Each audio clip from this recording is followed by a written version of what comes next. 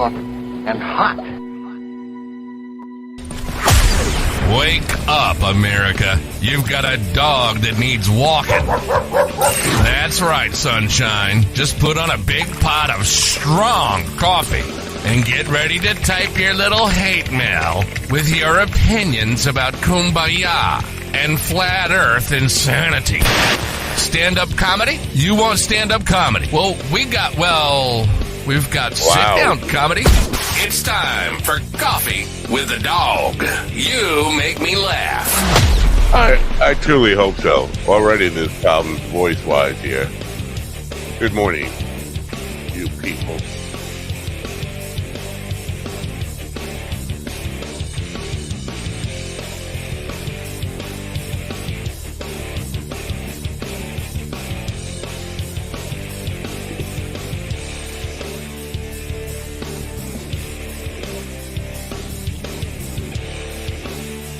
Yo, what are you doing here?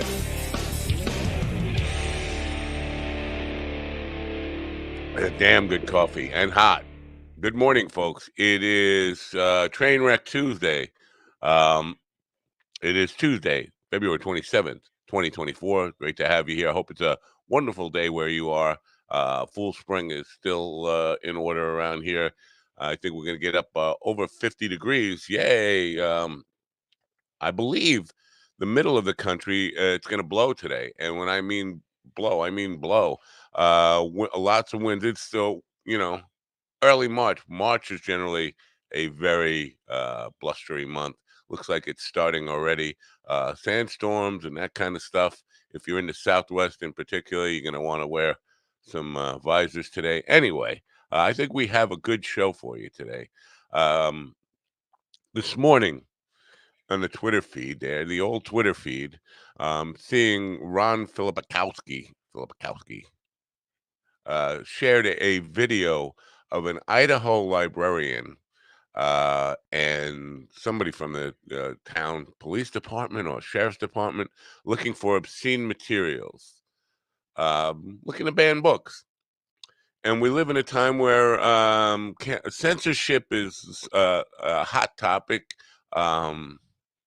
Cancel culture, comedians, and all that kind of stuff. Well, my first guest today has written a book about times when it was real. It was a lot more real than it is today, even though it's real today, but it's not to the point where comedians are getting arrested on stage, or that record shops, if there are no record shops, bookstores are being shut down and police raids and stuff like that.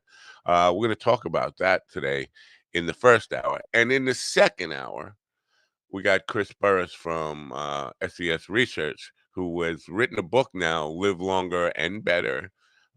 He has, if you remember Chris, he's been on the program before with his carbon 60 molecule treatment. It's nanomolecules that he claimed will improve your lifespan by 90% or more. He'll be with us, and we'll talk about the idea. Now, not to be disrespectful to Chris, but in the three conversations I've had with him on the air, it never really occurred to me to bring it up that maybe he's got the demand wrong, because people don't necessarily want to live longer. They want to reverse aging. They want to be younger. I know I do anyway. I'd rather be 21 for another week than live another 70 years. I think most people would rather reverse aging. Maybe it's just marketing it in a way that, is not exactly what the customer wants. Anyway, we'll talk about that. We are missing half the dog pound here this morning. One of the dogs got loose. Willie will be joining us at a later time. I think the dog catcher is out trying to round him up right now. He's running out in the field, probably looking for a good place to take a dump, like most dogs do. Well, like Willie generally does. But we'll have him in. But first, right now, we have the lone dog what's his name? GD Fenderson. Good morning. I'm confused because I don't have my right background. Good morning, GD. Good morning, everybody. Good Man, you're loud. morning. Good morning. Good morning, Matt. Good morning, everybody. Today is election day in Michigan. So if you do not vote, the only other place to get your I voted stickers is minddogtv.com. Come to minddogtv.com and get your I voted stickers. What? And while you're there, shop around and get some other merchandise. I guess you. minddogtv.com. I guess you're talking about a special election. What the hell are you talking about, man? Primaries. Oh, it's a primary. Okay, it's not election day. It's Well, it's primary. elections. They're No, elections. it's not election day. Election day is in November. This is No, there are elections every Tuesday somewhere in this country. Tuesday. Every Tuesday. But no, those aren't elections. Nobody gets They are elected. elections. They are elections. So no, they're not. Because if somebody wins a primary, what office are they elected to? That's right. None. That's right. None. So it's not an election. It's a Get your primary story election. straight. It's not a primary election. It's a primary We can runoff. agree to disagree. No, we can't. I'll take my StreamYard and go home. So how's the voice, my man? Because Yeah, no, it's good. It's my ears. There's something happened in my ears in the last week. The music is louder. Everything is louder. I keep turning shit down too. It just keeps getting louder. My ears are getting better, but my eyes are getting worse.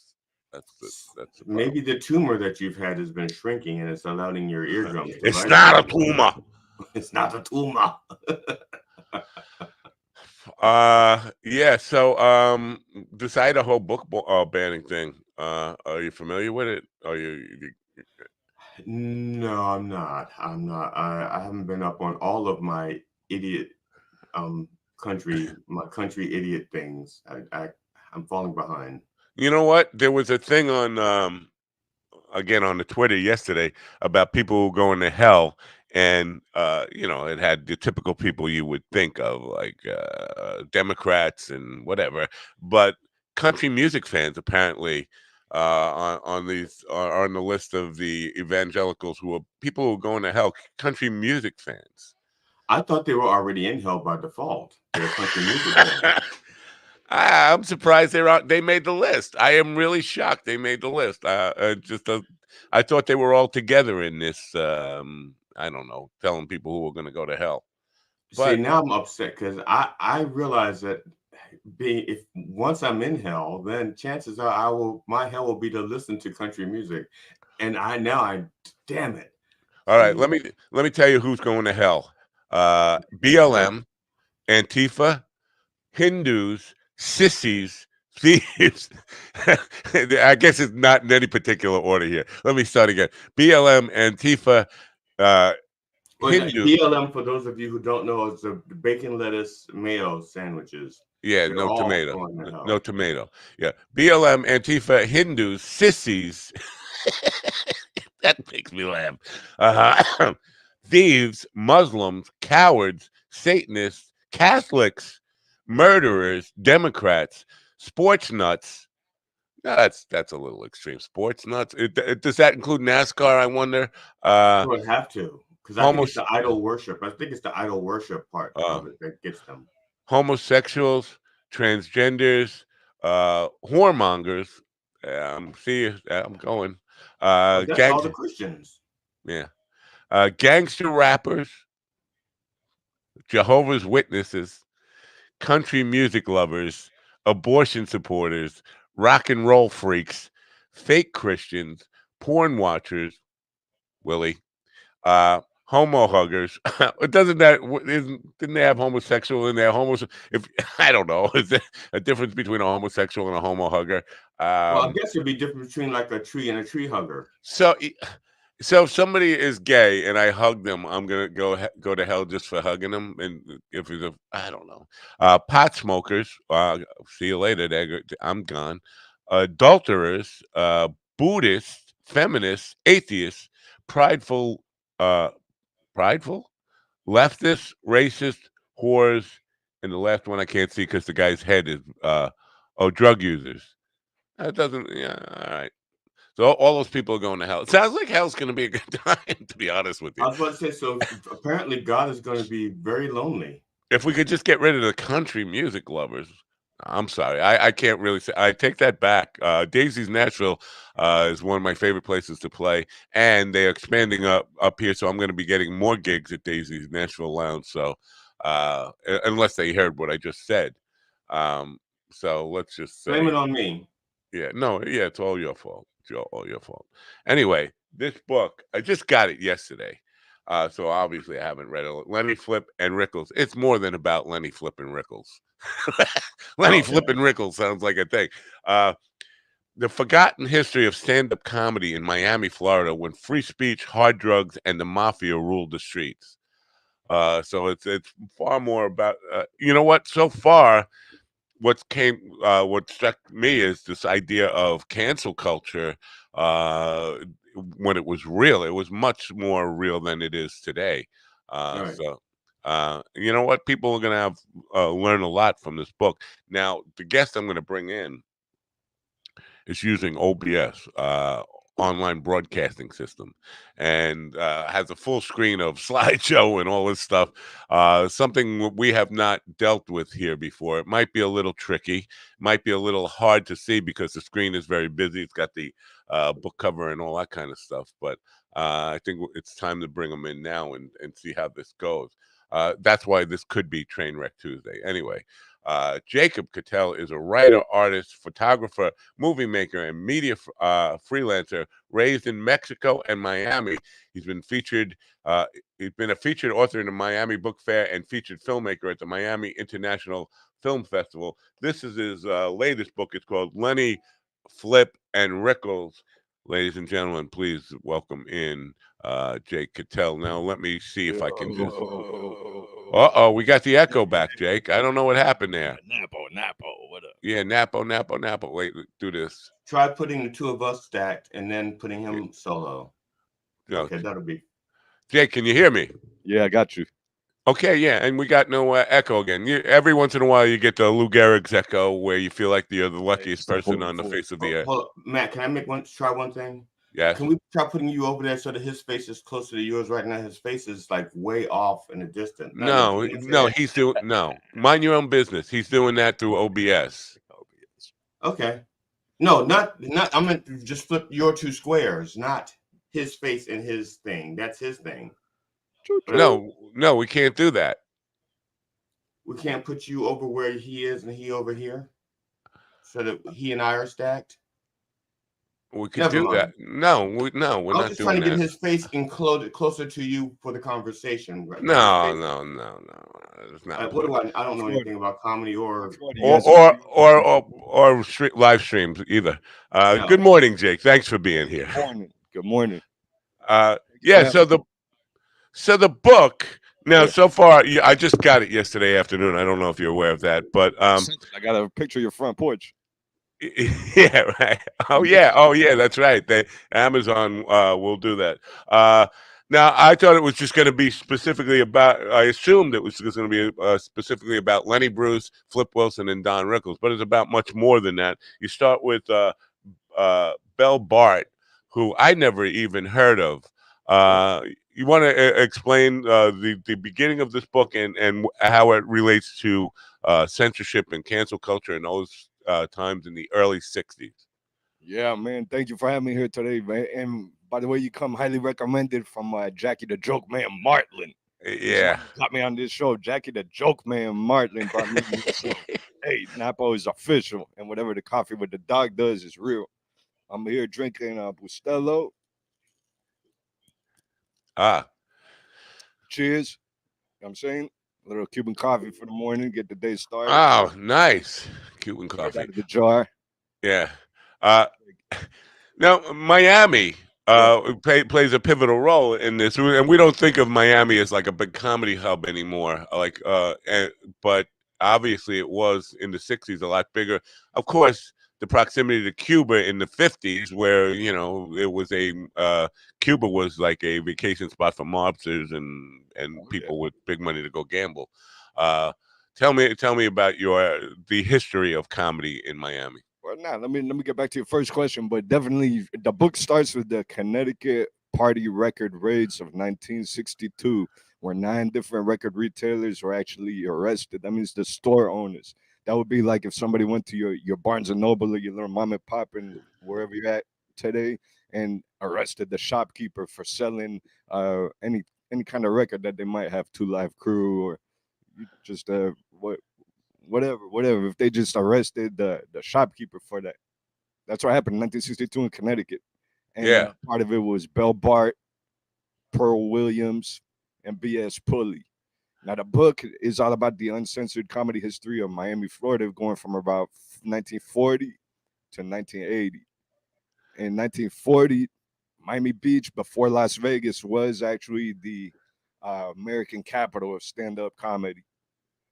So that's where the book tries to illuminate how it went from that, and as the rest of the country caught up with the art of stand-up comedy, how it developed and what the roots of the evolution was coming from Florida.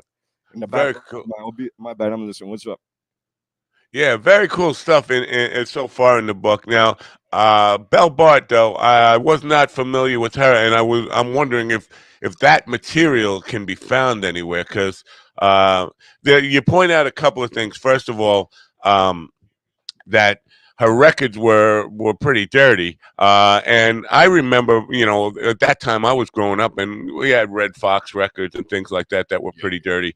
But you mentioned that she was dealing with stuff with law enforcement and on getting arrested and all that stuff. But also the mob was controlling her records deals somewhat and ripping her off.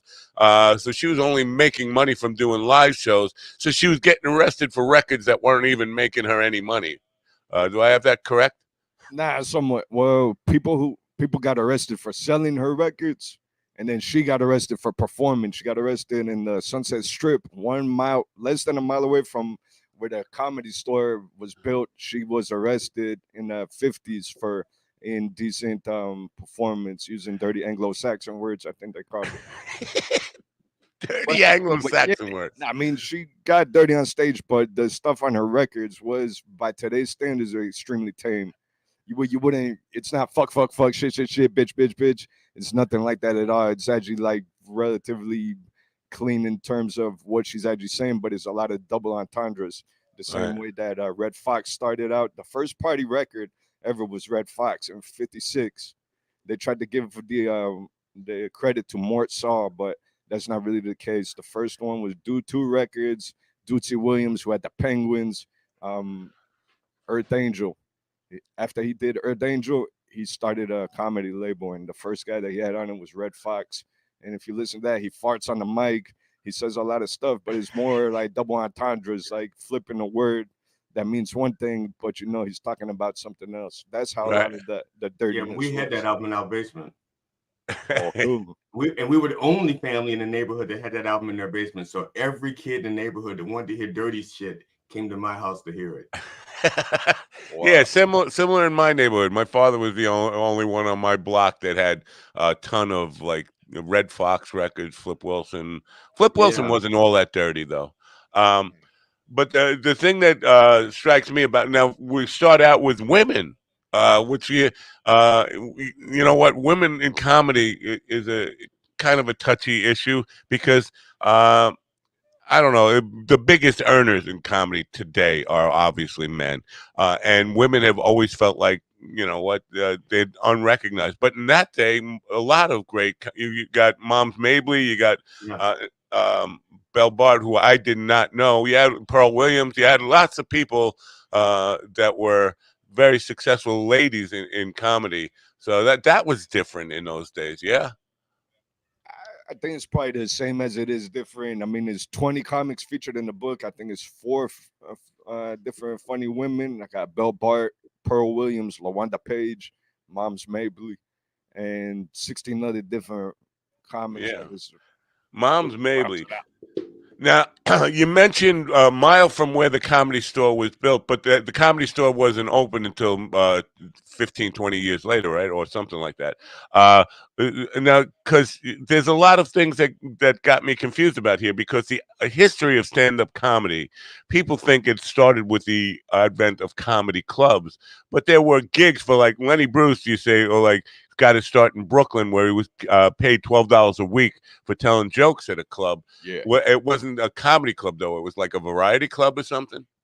Well, a lot of things were involving strippers. It was all forms of entertainment because all that American comedy comes from like the history of vaudeville and all these different musical dinner theater cultures around the world. Everybody in the world has different times where they got dancing girls, and then somebody will come up and tell jokes, and we didn't have different ways to keep ourselves entertained back in the time. So that was one of the things that we had. That's what comedy came out of. How can you make people enjoy themselves with nothing but what you have on you, plus a mic and amplified sound? That's what took it to the next level. The microphone. Technology's always fed comedy. Sophie Tucker is the other chick in the book, and she's one of the earliest because she was doing comedy and musical entertainment into the Edison recordings. So Wow. before even records, Now, what? music and stuff came on tubes, invented by Thomas Edison's company. So shit, So it evolved. I'm sorry. Go ahead. No, you got a question, ZD? Yes. Yeah, I was just asking, was there an overlap between the Miami comedy scene and like the Chitlin circuit? Is there some kind of an overlap there? Yeah, they're all connected. Which Miami is the Magic City. So Florida was one of the most violent places in the country all throughout history. And way at the bottom of the map, you find a little magical place called Miami, Florida, where anybody can do whatever the fuck they want and always have through history. And it was not the capital of Chicken Circuit. It might have even gets left out of the conversation a lot of times, but yeah, it's all interconnected. There were scenes in Philly, Chicago, Detroit, New York, parts of upstate New York, even New York City, all the major urban metros, LA, big cities, Houston, New Orleans, all these different places had their own scenes that were very similar. And because comics being who they are, they were traveling through all of them. A lot of them didn't just stay in one spot. So Miami could be a microcosm for the whole early American comedy scene as it developed in the big cities and stuff like that. And concurrently, it was a big part of the Chitlin circuit because even previous to 1959, Miami, Florida was probably going to be a black majority. You know, Lenny Bruce is the second chapter in the book, and there is so much reference to the name Lenny Bruce. When you bring it up, people think, "Wow, Lenny Bruce is like an icon in comedy. He paved the way for so many people, influential to so many people, but yet so many people have never been really exposed." To him at the height of his career, when he was, winning comedy competitions and Arthur Godfrey and all that kind of stuff.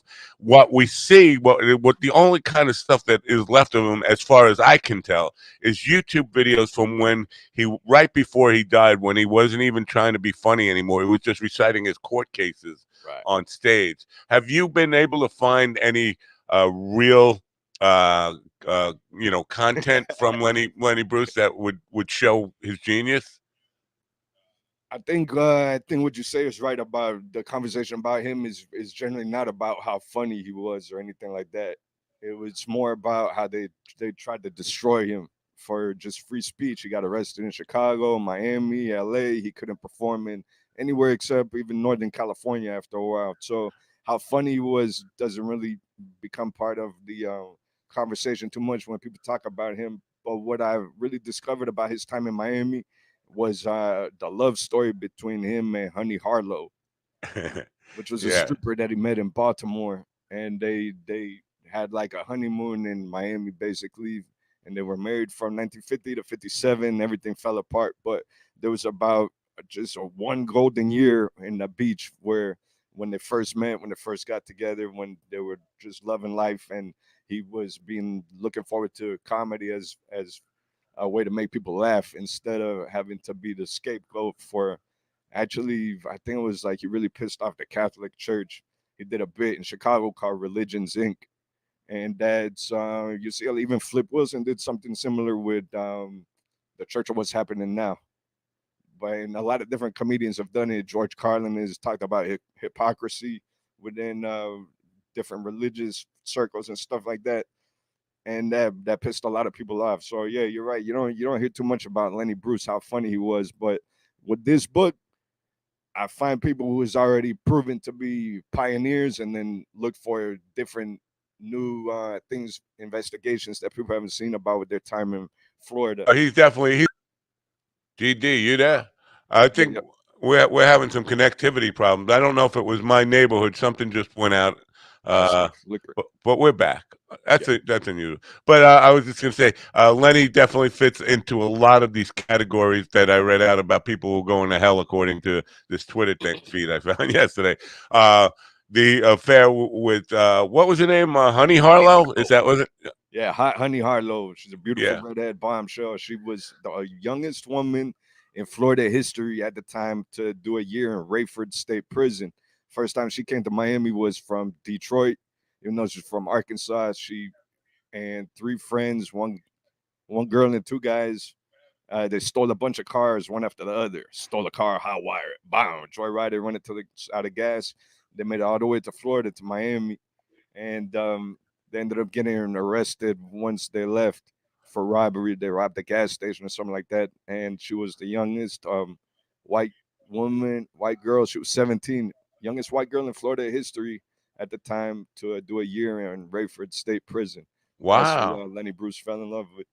And that's Valerie Perrine played her in the movie, correct? Are you familiar with the movie with Dustin Yeah, that Hoffman? that came up in the research. Yeah, but um, I don't know if it did it justice when people haven't stuck with that movie too well. Yeah, I think Bob Fosse made that movie, if I'm correct about that. But whatever, there was a lot of when the movie came out, a lot of talk about how it didn't really tell the true story. It was kind of a Hollywood version of the story, and a lot of facts were changed and all that stuff. What strikes me in the chapter about Bruce is not just drug use, but the powerful drugs that he was doing all at once and performing while on both uppers and down, not just uppers and downers, pure methamphetamine and heroin at the same time. Yeah, Uh, I think. Yeah, is that true? It's like going on stage in a almost yin yang of like pure drug use. absolutely. Because the thing about it that relates to today is, they're having all these problems with Ritalin and Adderall and stuff like that. Those are forms of meth. Those are forms of methamphetamine that are prescribed by the doctors, the same as whatever that fentanyl and stuff like that. That's all legal. So in Lenny Bruce's day, there was a different but same um, drugs that he was getting prescribed by doctors, including liquid methamphetamine hydrochloride, which he used to shoot up on a regular basis. Even though he's very associated with morphine and heroin, which is what killed him when he was shooting up on a toilet in Los Angeles and cracked his head on a porcelain tile for whom the bell tolled for him that day. It was actually legal methamphetamine that was really driving a lot of his paranoia, his delusions, his manic states. He was self-medicating, self-regulating. I mean, this guy was a warrior. Excuse me. He was a war hero in World War II. He had a unit commendation at Anzio. He was in the South Pacific. He helped the lepers of the Mahaikoni hospital in East Demerara, West Indies, the leper colony. He had a major scam with the lepers in Miami Beach. He was not making it as a 2-bit comic on the beach. His girlfriend Honey Harlow was making all the paper as a featured dancer at all the clubs because there were strip clubs everywhere. Comics had to fight to be heard. Nobody cared what they had to say because they were between the naked girls. So she was the one, the breadwinner, and he couldn't get gigs, so he came up with a scam called the Brother Matthias Foundation. It's all outlined in his book, which is a really cool book called How to Talk Dirty and Influence People. And Honey Harlow has a book as well, autobiography on the Playboy Press, that is called Honey Lenny's Shady Lady. Wow. Yeah, yeah. So the amount of research you had to put into this book, how long did it take you to acquire all this knowledge and all the facts that you have in this book? Uh, how much work did did that take to you digging? 3 months. That's all. I would have That's thought all it three took. years. Yeah, none. Well, it's like I've been studying it for my entire life, but the actual book itself, it took 3 months from October to January 2023 to read like about 10, 12, 15 books. I listened to about 50 to 100 comedy albums, comedy interviews. It was just about like 16 hours a day, 6 days a week.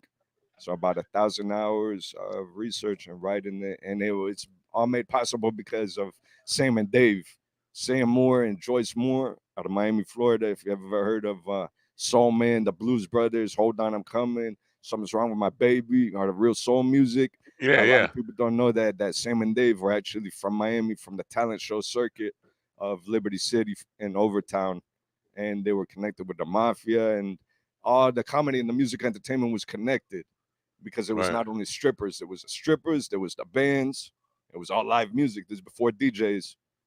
It was strippers, naked girls, live music, comedians. That was Yeah. generally what the shows were on the beach or on the black side. I like it. You know what? I have played some shows behind strippers, but those days are over. I don't know that too many people are still doing those kind of gigs anymore, and that part of show business history, I think, is in the past. But Hey, the formula works. You'd be surprised. I think Red Band out there in Texas is doing stuff like that at the Sunset Strip Comedy ah, Club. Yeah, they got didn't naked girls and comedy and music. very cool. Yeah, I've done a few burlesque shows uh, in DC.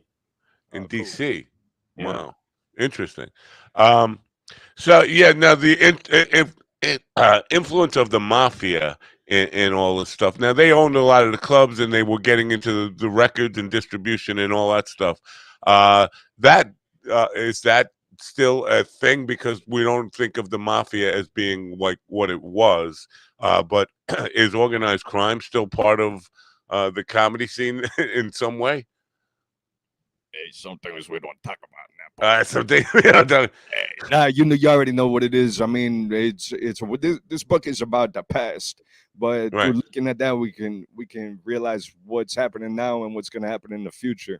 So while I can't speak to anybody's personal pockets and what they're putting in them and I how they're get it. making that, yeah, but in the time, yeah, they were tremendously helpful to the American comedy history. Shout out the Italian American community and all the different mafias. I respect the crime families because without them, none of this would have been possible. So yeah, they had the records, they had the distribution, they had the manufacturing, they had the ability to record, they had the places to present the live entertainment, they had the ways to book a comic into a lot of clubs around the country. They could move people. Anything that was cash was mafia, and everything was cash at that time because it was jukeboxes, recorders, skee ball, the pinball, the hookers, everything, the drugs, everything, the clubs. And there was like 200 to 300 clubs on Miami Beach in a 15-mile stretch from First and Collins to 185th. There Yeah. was hotels on each side of on that Collins Ave, and they were just full of people partying because there was casinos everywhere. There was no Las Vegas. That didn't happen yet. So that's why it was like before World War II and after World War II, people were partying. Either people were depressed or the war was over and they were having a blast. And it was just a good timing thing. Comedy is timing, but all this shit's been pretty much forgotten, and that's why I want to tell the people about it with this book. Right. Did you have any direct community? Because there is, like, we talk about degrees of separation. You know, Jackie Martling, who we talked about earlier, you mentioned earlier, he had a direct line. He obviously he was worked with Rodney Dangerfield. Rodney and Lenny Bruce were very close. Did you have? I mean, get to talk to anybody who actually had boots on the ground during any of this time? Yeah, Sam Moore from Sam and Dave. Oh yeah, he's still alive. He's still alive. I just saw him 2 days ago. I was at the 60th anniversary of the Ali versus Liston knockout. I was at Fifth Street Gym on South Beach, and he was Wow. there. So yeah, Very. he's still here. Can you? Or I hate to ask you this on air, but if you can, uh, get me his contact. I would love to interview Sam from Sam and Dave. I'll see if he'll do it. He may be a little reticent, but Yeah, did I say know. Joyce might do it, bro. Hey, you're cool. You're Napo. Hey, so where's that from? That's you're Italian, right? Yeah. Yeah. From what's that name from? You know what? People lie all the time, but uh, Napolitano. yeah, you know, it's from Naples, but Naples. according to some of the people, there's a secret organization called Napo in Italy. Who the fuck knows? Though people lie, and you know what? I don't trust any of those fucking people. My That's father's right. That's relatives right. over there. I'll get the contact for you. We'll see what we can do. My dog, you helping me out. Very cool. Yeah. So now let me just name some of the people in this book, because some people might know some, not know some of these people. Now, we mentioned Lenny Bruce, George Kirby. I don't really remember. I know the name, but yeah, Yeah. All of these should be that you don't really know, but they're twisted into the double helix of the true art form of comedy. These are major players. George Kirby was a huge crossover artist, and he was actually a major player on early broadcast television, the Sullivan era, and stuff like that. right. So Yeah. everybody knew George Kirby. But the very interesting thing that I found out about him, you're gonna have to check in the book because it's involving the CIA and LSD mind control experiments. Wow. I can't wait to get to Yeah, that wait till point. we get to that chapter. Now, Sammy Shore Yeah. was the founder or original owner of the Comedy Store. He wasn't doing very well with it. His wife Mitzi was running it, and I guess when they got divorced, she didn't want alimony. She wanted the store. Do you touch on any of that stuff in here and his significance in starting Yeah, this? absolutely. And the thing that was interesting about him is that they lived actually in North Miami Beach for about 7 years. Right before they moved to LA, they were in North Miami Beach. So he was on that same circuit, that 15-mile circuit on the beach from 185th and Collins Ave to about First and Collins. He played the Thunderbird Motel where Leonard Chess used to always go stay at, Chess Records guy, and that was but I think Mitzi Shore was actually the money behind that relationship. He was the comedian, and she had the money. She put up the money for real estate. So I think she bought the store, but it was his idea. He's founded it. He started it. He gets the credit. I found a flyer with his name. It says Sammy Shore presents the Comedy Store, black comedy every Wednesday night. It was so from the very inception of it. That's why Richard Pryor ended up there probably because Right. it was a home for free speech. Yeah, and that has ties back to the mob. It used to be Ciro's in the '40s, and that was kind of a mob hangout. Our friend Joey Gaynor, his uncle was a bag man there. He used to run bags of money out of that place, laundered money, I guess, out of Ciro's, or so. That place had a deep history of mob connection, but also the place where like Bogart ran the original Rat Pack out of that kind of stuff. Just great history there. Flip Wilson is somebody. I grew up on Flip Wilson's records. I still can remember all those bits. People don't remember him because people remember him for the television show and all that stuff. People who are alive now. But he was a Miami area mainstay in the hotels and stuff. Is that the case? I haven't gotten to that part, obviously. Not nice, cool. I tell you, Flip Wilson, very interesting cat. He was from Jersey City, and he had a very rough upbringing. And his mother ran off on the family when he was a little kid, and he was left with about 15 to 20 brothers and sisters, all raised by his father, who was a street corner handyman. And he ended up Wow. in foster care. Wait a minute, And you said 15 to 20, so you don't know exactly how many it's not brothers and exactly sisters his he had? sisters and brothers, we don't know. Wow. But I It's was just between saying, 15 and 20. yeah, 15 to 25. Oh shit! They Wow. just had 5 more in the past 5 minutes. What? We're gonna get to like 50 by the time the show's over. Yeah. Pryor, we talked about Carl Richard Pryor. Now, But Richard hold Pryor. on, with Flip, what happened is that he ran off and he joined the Air Force. He lied about his age and he got into a lot of these people. Rickles was a war veteran. Lenny Bruce was a war veteran. George Kirby was a war veteran. A lot of these people that's just some recurrent theme. I don't know what is about it, but that's something that comes up a lot with that era of comedians. A lot of them went to war and they fought for our rights, for freedom of speech. And that's why we are entitled by our Constitution to those 10 amendments and even more than those. And that's very important. I think with all this cancel bullshit going on, we are in the United States of America. We all do have freedom of speech, and you might have to fight for it, but it doesn't mean that we don't have it. So No, I get it. You know what? A big part of the reason for these guys now, they didn't sign up to be war heroes. They were drafted because the draft was, and World War II, wasn't like Vietnam. They weren't given deferments out like crazy. Yeah, it was tough to but get these a guys deferment. signed up. They Yeah. signed up. Oh, they did. Most of them lied about their age to escape some harsh real reality. My And they father did the signed same up. thing. My father was 16. He lied about his age, and he joined the Navy. And so yeah, I definitely get that part. But they are of that age of World War II. The other part of that with the signups, there was some patriotism, but there was also some escapism from the remnants of the Depression. So all that stuff plays into why so many guys were veterans. Well, I Pryor know wasn't. my father lied to get into a war. He lied about his marital status so that he could be with my mom. So that was one uh, hell of a battle. But Pryor wasn't a veteran, right? Or was he? Nah, but hey, check it out with it because it's really weird with everything that's in this book has been happening in real life as it's been playing out. There's things about Saturday Night Live and racism, and if you actually watch season 1 of Saturday Night Live, episode 7, the prior episode, it has Chevy Chase calling him the N word. Oh yeah, right. Yeah, Right. yeah.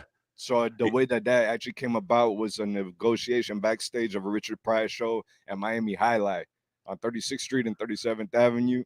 And he had a big indoor stadium show, and that was a big spot where a lot of things happened. That was at the Highlight, and Yeah. they did the NBC suits were getting scared of Pryor, but Lauren was like, "Yo, you got to have this guy. This guy is hilarious."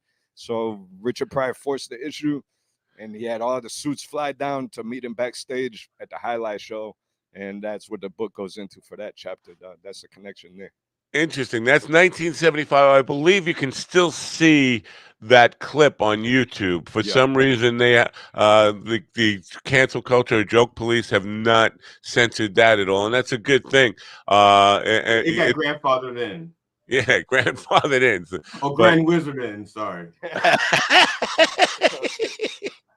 yes. So now there's people on this list that I never heard of. Pigmeat Markham. Big Oh me. yeah. I know. Oh, I don't know. that's a pioneer, and that's one of the best comedy books written. Is the Pygmy Markham book called "Here Comes the Judge." The other Yes. thing, besides guys that joined the war, was guys that ran off with the circus or with the carnival. And Pygmy Markham was one of those guys that ran off at about 14 years old with a neighborhood carnival, and that's how he got started in showbiz. When they had to travel by train from Little Tobacco to coal mine in town on the real Chitlin circuit, because while Flip Wilson was able to get shows on Miami Beach and some of the white hotels and stuff like that, there were guys like Pygmy Markham who stayed in the black community for 40 years of Wow. touring before he was ever discovered. When Sammy Davis Jr., who was a baby when he first met Pygmy, did "Here Comes the Judge" on the TV show Laughing. Laughing. Yeah. Yeah. When you Here said comes. that, I thought, wow, Laughing robbed that from somebody else. I always thought that was an original piece. Here come the It was a judge. tribute. It was I don't know if they stole it, but it was definitely an homage because Sammy Davis Jr. kind of picked up the mantle, at least as far as I can remember, of Pigmeat Markham. And I think Flip Wilson also did an homage to Pigmeat Markham. That bit, "Here Comes the Judge," was so iconic. Growing up, I mean, we started making our own versions of "Here Come the Judge" in our basements. Right. Wow, I gotta revisit Laughing to see what other like tidbits that are either homages or just tributes to some of these long forgotten people. I didn't even know anything about Pygmy Martin, so shame on me for that one. Um, Now, we talked. You talked a little bit about the segregation part of it, because people are very well aware. Most people who live or are old enough are well aware of the segregation of black people during this time. But in the book, in the very first couple of chapters here, you highlight something that I did not know about. Where there were hotels where Jews weren't allowed in, and Oh yeah, come so many of the comedians were Jewish. That had to be a really difficult thing. If you could talk about that just a little bit. well, just your basic racism and hate and everything like that. I mean, a lot of people say that Jews were the N words of Europe. Right. So So when they got to America, everybody needs to get kicked. When we first get here, everybody gets kicked. Italian didn't do too good in New York. Irish didn't do too good in New York. Everybody gets beat into the system. So Jews didn't never have It's it like that gang great. initiation. Yeah, yeah, yeah. Welcome to America. yeah, yeah. No, I get that, but you know what? Because let's face it, it's easy enough. Well, in most cases, it's easy enough to spot a black person and keep them up. But in a Jewish person coming to a hotel to register, if they have a name that Joe Smith or something, you don't know that they're Jewish. They basically look, So I'm just one because. A big part of the comedy scene was in hotels, not clubs at the time, right? It was like in hotel ballrooms and that kind of stuff. So Yeah, I mean, they had to staterooms. be, yeah. I mean, so Staterooms or the big showrooms in the clubs. I guess they probably did do it by last name, or they were looking for big noses or stereotypes. I don't know. I'm Jewish, so they would have had me there too or whatever. But I always jumped the fence. I'm not too worried about rules. yeah, yeah, I get it. But it just strikes me because I remember the stories about Sinatra and Dean Martin having to sneak Sammy Davis Jr. in, There you go. or fighting for him because they wanted him to use the back door and all that kind of stuff, and said no, he uses the front door. We don't perform here Frank, and all. bro. Frank kept it real. Frank Uh, Sinatra's a big part of the book too. He's very involved with a lot of stuff from all the angles, from the entertainer side, from the corporate side, from the family side. He's really represents the trifecta of helping American comedy spread yeah. across the world. And Dangerfield is the last name on the back of the book. Now, I don't know if he's the last uh, chapter. I haven't gotten that far, but um, I remember seeing a clip of Dangerfield on a television show out of Miami. It was Jackie Gleason had a television show out of Miami. I don't know what year that was, but I'm thinking it was definitely 60s before Dangerfield was like a household name or something. So Miami, the question I'm getting to is Miami was also pivotal in bringing television, nationwide television variety shows at the time. There were television shows, nationwide network television shows out of Miami. Do you talk about that at all in the book? Yeah, a little bit, but I mean, Gleason is mentioned when he came in to see Don Rickles at Murray Franklin's on Collins and 23rd Street. And that's because he was developing reputation of this insult comedy style that Rickles actually got started down here too to some degree, even though he was doing a lot of stuff in New York with different at the Elegante room, and but he really got started in Miami, and that's where Gleason comes in. He was partying, bro. Jackie Gleason had his big show, and he was partying all over the beach, looking for talent and good times. And that's in there somewhat, but it's more so about the individual stand-up comics. Now, He was a TV guy. we have this idea that anybody who was in show business, maybe it's me that only has this idea, but I think most people have this perception that people in show business are rich. If you're in show business and you're famous, you must be wealthy. But a lot of these people weren't wealthy, right? They were living kind of week to week or gig to gig. Or am I wrong about that?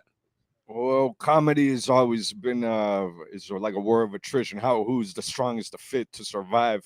It's not enough to just tell a joke and make somebody laugh. To make a business of it, all the traveling, it's got to be wiping people out. The sickness, the no health insurance is nothing. But some of these people that are in this book, they uh, they made it all the way. So they all eventually did get rich. If and then there's a problem of like the managers ripping you off, your sister's brother's cousin gets involved, and then you're paying for them to go here and do this and that, whatever. But Yeah. some of these people like Flip Wilson, he went from an orphan to a millionaire. Right, because he had a television show, and you know what? To be fair, I think he gave a lot of breaks because I wouldn't have known who Mom's Mabley was unless Flip had her on his show, and that's where I first got exposed to it. Then she was on That's cool. like Mike Douglas and all these, but in those days, I would not have known who Mom's Mabley was. I'm certain a lot of other people weren't. So, Flip did pave the way for a lot of other people. I don't know any of these other people are definitely on his show. I'm thinking Red Fox might have been on his show. Rickles probably. Yeah, Um, almost everybody on that book was actually on the Flip Wilson show, and they all yeah. got $7,500 to do it. And he kept his IP. He had a manager named Monty K that he met at the Apollo in Harlem while he was doing shows up there on his come up because Flip Wilson was on a 15-year plan of pain, starvation, hunger, misery to develop his skills as a comic. That's when he got out of the military. He was in Northern California. He started out as a bellhop in San Francisco. And that's how he got into stand-up comedy. He went to Stockton. He did like a year in Stockton, California, developing his act. There's all kind of newspaper ads about that. And eventually he made his way to Miami, Florida in 1956. From there, it was 15 years of even at he had to sleep on like car hoods on Northwest 2nd Avenue in Overtown, sleeping on Cadillac hoods because he didn't have money to stay in the room or whatever like that. So it's 15 years of utter destitution practically until he got that paper. So when he did, and he got his TV show and he kept his IP rights and he was the man in charge of it, he did give a lot of opportunities to people like Mom's Mabley and stuff like that. Yeah, very cool stuff. Now, I have the link to the Amazon page where you can buy the book. The book is called Lenny, Flip, and Rickles.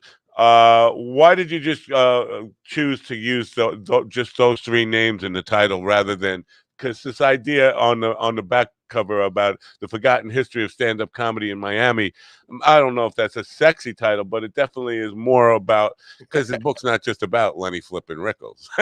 Yeah, all right, but you can't judge a book by the cover. But also Yeah, I Lenny know. is a name that rings out through the proto conscience, through the Right. underconscious. Is it that's really built into the subconscious of the culture of America.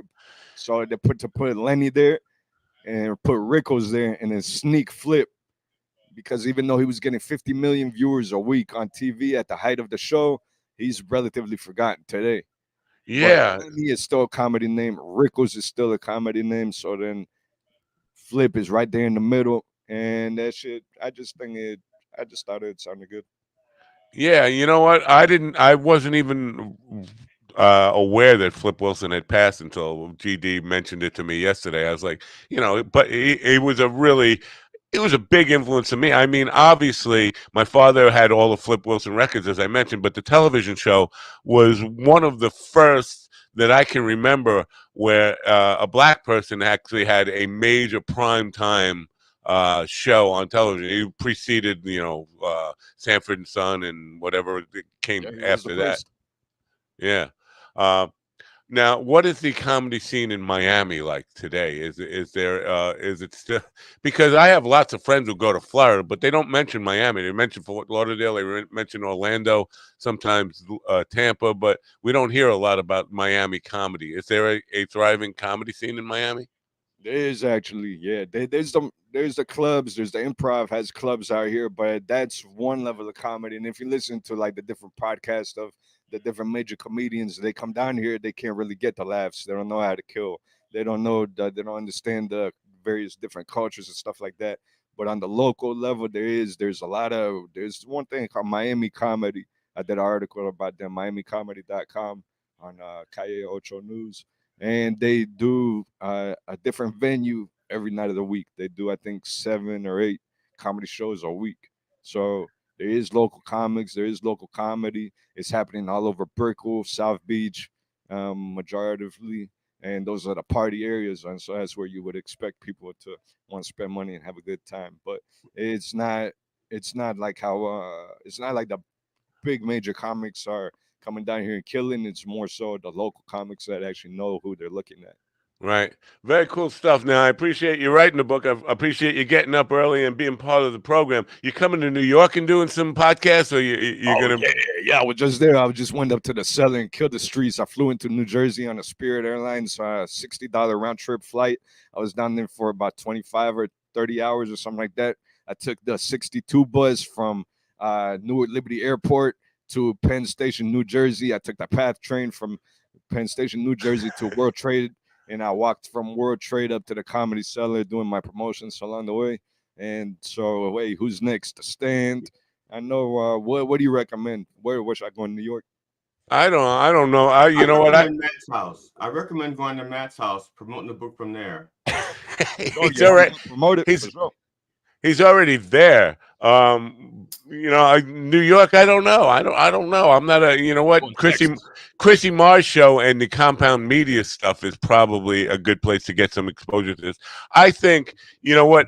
Any comedian that is concerned or even interested in the what's going on in the world today, cancer culture. You know, people are hair on fire about this issue. They need to get some perspective on it. Now, Yeah.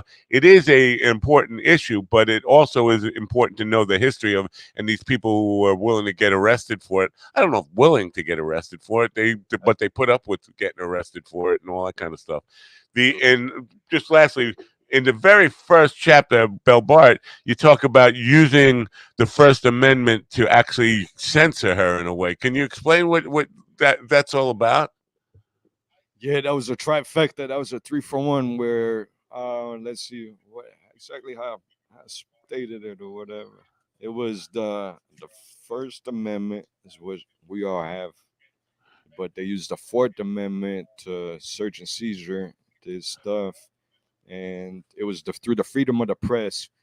That was the problem with the media at the time. They had like anytime they mention something, the cops read the paper. They're just sitting around scratching their ass eating donuts until the paper comes out. They read an article that tells them something that they didn't know, and they find out, hey man, this is something. This is an easy bust for us. So Insane, the man. freedom of the press allowed somebody to write an article that was looking down upon her and her freedom of expression. So that pissed off the government, and they went after her. So that's a 3-for-1. How freedom of the Wow. press was used to violate freedom of expression via the Fourth Amendment. Search and seizure. Dangerous kind of precedent, and hopefully we don't go down that road that far again. But it seems like we are on the way there. Because where you are in Miami, I'm sure you know this. If the state of Florida is definitely cracking down on books and that kind of stuff. And I mentioned this morning there was a sheriff in Idaho going through a library system with the help of some cyber sleuths about books that should be banned in Idaho. So it's a dangerous. That whole those who forget history are doomed to repeat it thing. Uh, it, Freedom of speech is our most important right. So That's right, Napo. That's why I represent you and you represent me, and I'm appreciative to be out here. Everybody, go check out the Coffee with a Dog every day. Check out the book, Lenny Flipper and Rickles on Amazon. Tune in right, live Amazon. on YouTube, baby. We got free speech. Cancel is not real. As long as we got the First through the 10th Amendments, we'll be all right. They're coming for me, Jake. They're That's coming for me. Right, we got to fight. The universe likes a fight. So Yeah. when they try to fuck with us, we got to fight back. I'm sorry. Jake, if you already answered this, I apologize. You fell asleep? I have a cat that's tearing my leg up, and I have to play laser light with it while he's talking sometimes. You had to play with his pussy. GD, yeah. just tell us you had to play with your pussy. That's all you got to do, man. All right. So you have 20 comedians in this book, featured in this book. Why Lenny, Flip, and Rickles are the three that you chose to make? Yeah, the focus of the he answered that already. They Okay, were in Miami at the same time. They all started in Miami at the same time. A lot of people don't know that. They were here about 1959, 1960. Lenny Bruce did he always did a New Year's show in Miami, whether at El Patio Supper Club or La B Buffet Bistro on 79th Street Causeway. Flip Wilson started in Overtown, but he also was able to get to different places like the Bahamas. Wow. Yeah. Which is another Very part. good book. I'm only 2 chapters in, but I highly recommend it. Anybody go on Amazon today. The link's in the description. Jake, thanks for getting up early and being part of the show. And thanks for writing this book. It's a really informative and important book. And I hope people will support you. I wish you good luck with it. Thanks Hey, for give me coming. a 5 stars if you get a chance, bro. All right. I will do that as soon as I'm done reading. I'll definitely. And everybody should leave a good review. Thanks for being here, Jake. Have a great day. Peace.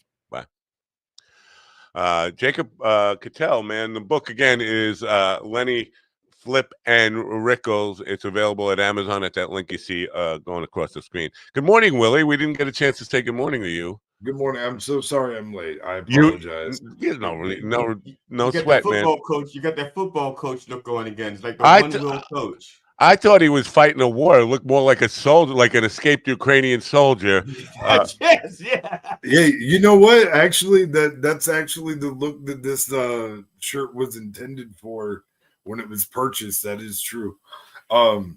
This was the shirt I got married in, actually. Oh, well, I'm sorry. Because A different war. but I'm not wearing the kilt that I was wearing the day I got married. I'm sorry to bring up those bad memories. No, that's not a bad memory. What are you talking about? You're both Listen, lying. hang on a second. You both hang on lie. a second. You both No, lie. no, no. Listen. I married my wife. Wait, lie detector. Go ahead. Keep talking. I got to turn on the lie detector here. Go ahead. Keep talking. Go ahead. I married my wife on a cliffside at sunset on Halloween. It was fucking beautiful, bro. It was awesome.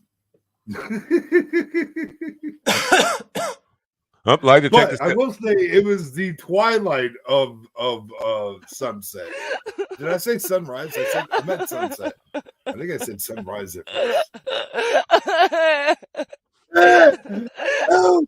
Oh no. It may have been sunrise, but it was a If only sunset she on her didn't happiness. jump off the cliff right after she said I do. She said I do and then jumped. I don't know what the fuck. Now you're right. You know, we shouldn't be talking about it. No, we shouldn't. Now, being married, you probably don't want to live forever. You probably want to die soon. Right? I mean, she would like me to live forever. GD has told me offline that he can't wait to die. It's like that line from Paradise by the Dashboard Light.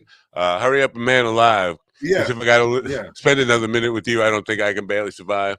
I never break my promise or forget my vow, but God only knows what I could do right now. Yeah, I could die right now. God only knows I'd like to die right now, is what he says. Is that what it is? Yeah.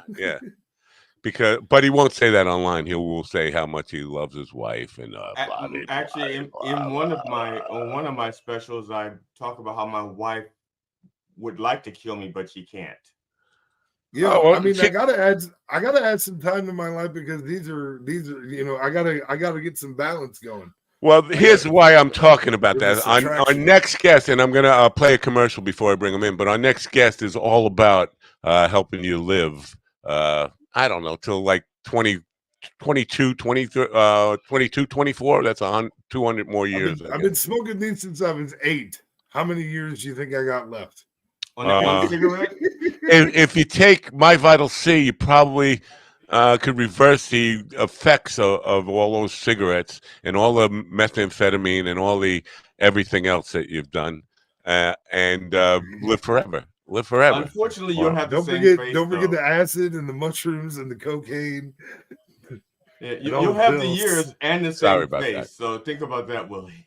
Okay, I'm sorry about all of that. True Fire, you got 2 more days, right? What's today? The 27th. We got 2 more days to take advantage of the BOGO, buy one, get one free on everything True Fire offers. If you want to learn to play guitar and not have to leave your house and go sit with some weirdo high school kid who is just like on grunge music or like a college music major. Oh, that's even worse. Those people. A jazz guy. Oh my God, you don't want to sit with a jazz guy who's going to teach you music theory all day and just bore the crap out of you. You want to learn to play songs. You want to learn to play music. True Fire is the best way to do it. Check it out.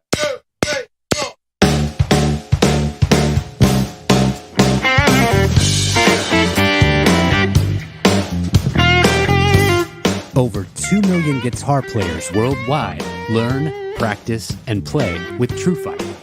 Our learning tools and massive library of video lessons will ignite your technical skills, harmonic knowledge, rhythm playing, and soloing chops. TrueFire's educators are the best in the biz, from Grammy Award winners to world-renowned artists. You'll have access to an unparalleled faculty of over 300 top-notch blues, rock, jazz, country, fingerstyle, and acoustic guitar educators. Using our desktop and mobile apps, you'll work with TrueFire's multi-angle video lessons on any device, anytime, anywhere. Integrated learning tools such as video synced tab and notation, slow-mo, looping, practice jam tracks, and many more handy controls accelerate your learning experience. TrueFire style-specific learning paths guide you every step of the way. Use our assessment tools to find your starting point, then follow our lesson recommendations and track your progress as you work through your personalized TrueFire study plan.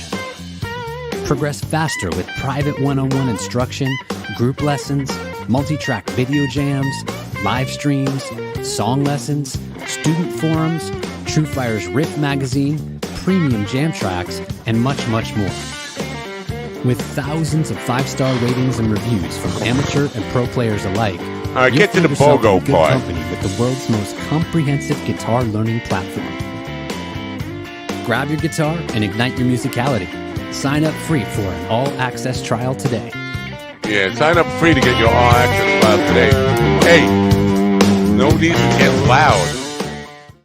You know what? We might get Sam from Sam and Dave on this program, possibly through Jake. If possible, keep your fingers crossed. Just like I'm trying to get Jelly Roll on the program. That's probably not going to happen. Bro. But hey, listen, crazier things. Jelly Roll saved me on Sunday. Man, the Jelly Roll stuff goes over. The crowd loves that stuff, and surprising that the reaction, because I was in karaoke places making DJs like buy that song like when it first came out. Wow. It definitely. Now, God, I need a favor. Are you aware that, because people were shocked when I did this, are you aware that is Wonderwall, Oasis? Really? I did not know that. That's a cover? No, it's it's the same chord structure, same pattern, so you can go seamlessly from "God, I Need a Favor" to but I mean, you can do that with Wonderwall. so many songs, bro. Like not people have done that with, not like, as seamlessly, but perfectly seamlessly like this. And people are like, because I did 3.5 minutes of "I Need a Favor" and then went into Wonderwall. Is that what they call sampling or whatever? Is that what that is? Yeah, Grand Theft Auto chord. Yeah, that's what it is. Grand Theft Auto chord. That's what it is. What are you doing there? You're playing with your cat and your laser light? Yeah, because she's been tearing my leg apart. You just can't stop playing with your pussy. What is the matter with you, GD? All right. I think that's that joke. You used that joke once. That's all you get is one per joke.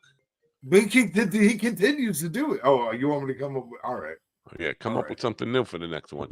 Anyway, Chris Burris has been on my show a couple of times before. He speaking of living longer, he has been a nanomaterial scientist for 30 years, which means he started when he was 7, because he doesn't look like he could have done anything for 30 years. Works. Maybe it's because he's reversed aging, and I want to talk to him about this, because I feel like the marketing for this should be about reversing aging rather than living long. Because when people think I'm going to live to 140, nobody wants to live to 140. But if they say you could be younger, you could feel younger, look younger, act younger, it's more appealing. People don't realize this, but as far as the looking younger part, the C in NC in the NAACP stands for carbon 60.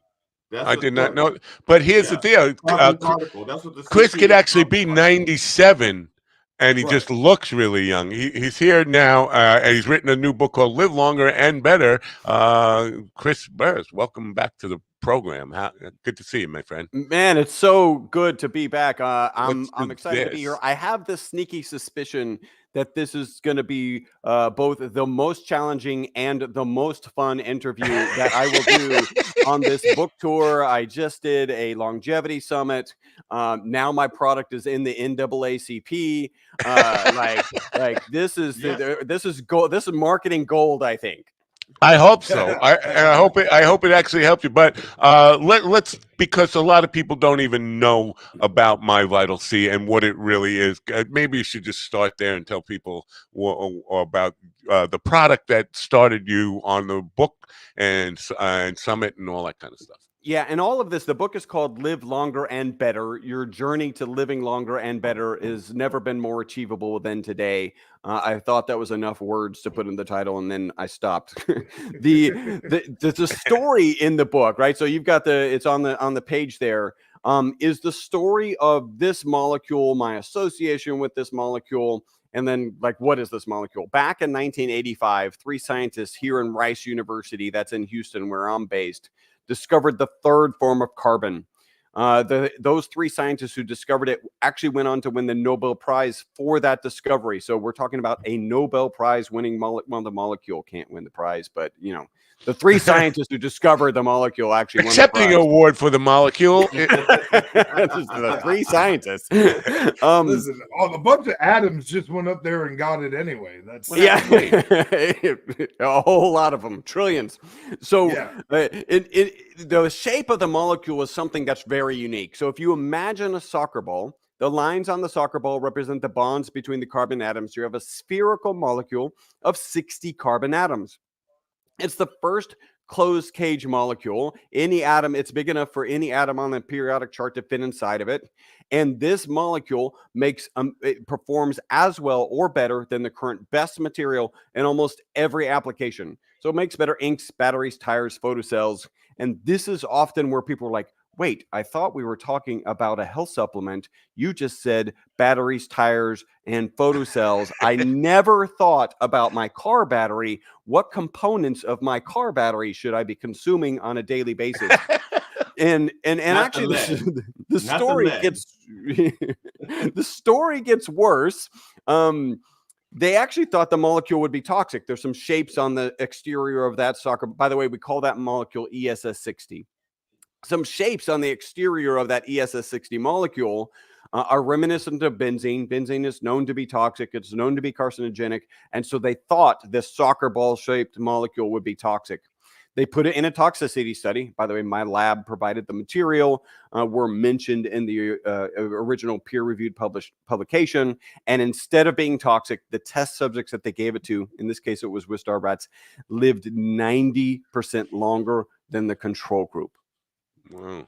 So the single longest longevity experimental result in history is because of a molecule that I started manufacturing when I was in college. And now I'm in the health supplement space, which is definitely not a space I ever thought I would be in, and really a space I tried to avoid. My business partner and I were like, that's not a space we're interested in for 4 years. Well, not to jump the shark, or is that a manatee on the cover, or a turtle? I don't know what that is on the cover there. Some long living fish.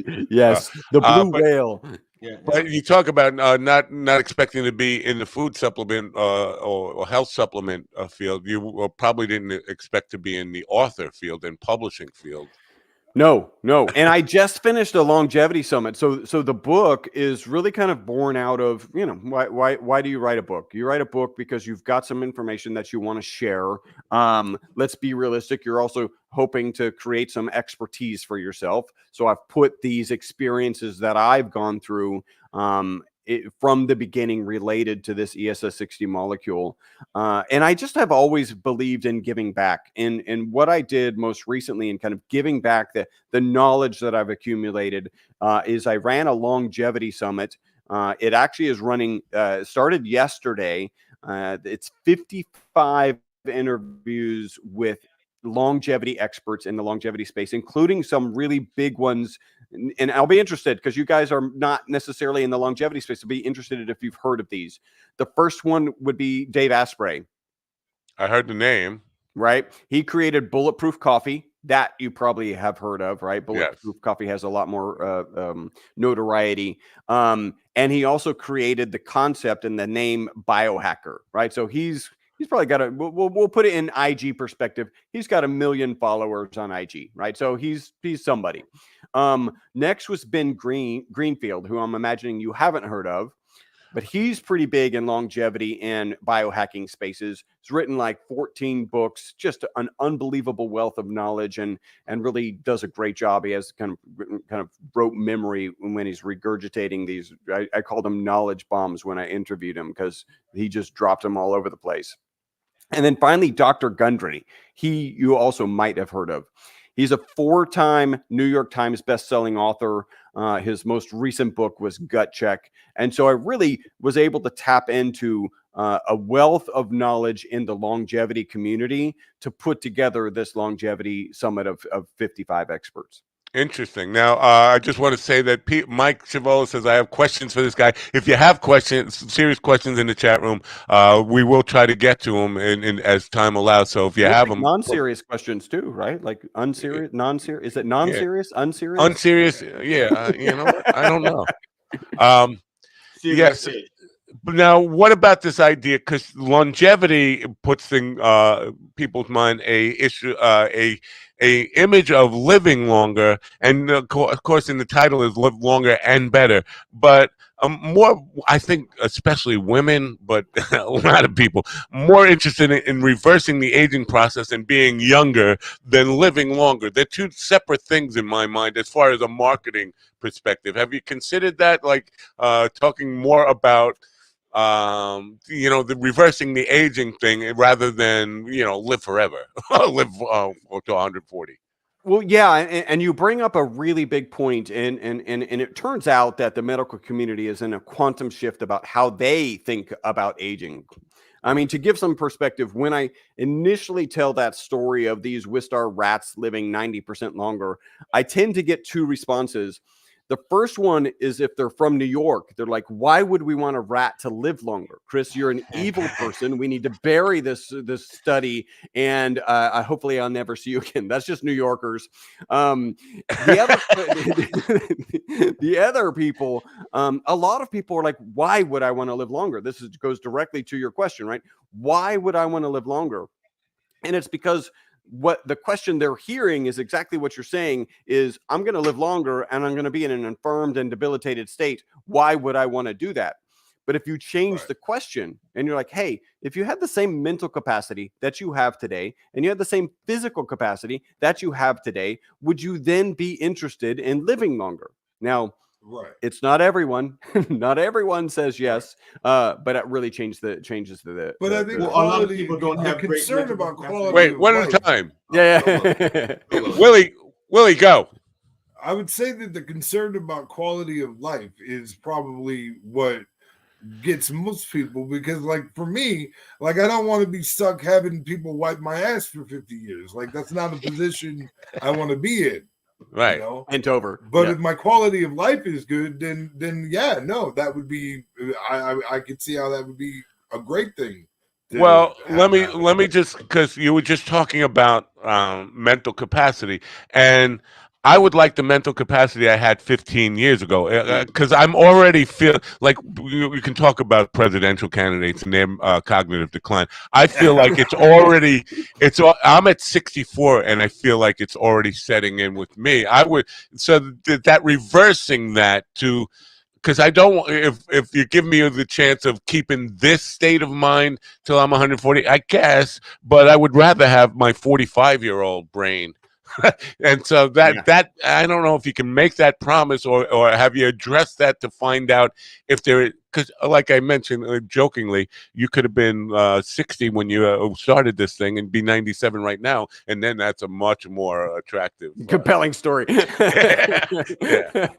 Yeah, I won't use that story because it's not true. I think here's where we are in the quantum shift that the medical community is making in thinking, in how they think about aging. There's a book called Lifespan by Dr. David Sinclair. 25 years of a Harvard researcher digging into really looking at aging, and the research that he's done, the results that they're getting are absolutely amazing. And he makes this point. He says, we could take any one of your cells and we could take the DNA out of any one of your cells and we could clone it and make a baby you. Right? So the information about having a younger version, and in fact, the youngest version of you, is in every cell in your body. And as such, we just need to figure out how to pull the right levers. So yeah, I'm with you. I want to, actually, I quit playing soccer because I started having cramps in my calves. I would like that to stop, and then now I can go back and play soccer. I think that would be great. Although I just don't You have kill the the pickleball community, though. time. Because most people my age are playing pickleball, or rather, they take up pickleball. But so, how long, seriously and legitimately, how long can we expect humans to be living in the near Well, future? I think that's a two-part question, right? And I think the first part of that question is probably around 120. The longest lived human at this point is Jean Clement. She lived to 122.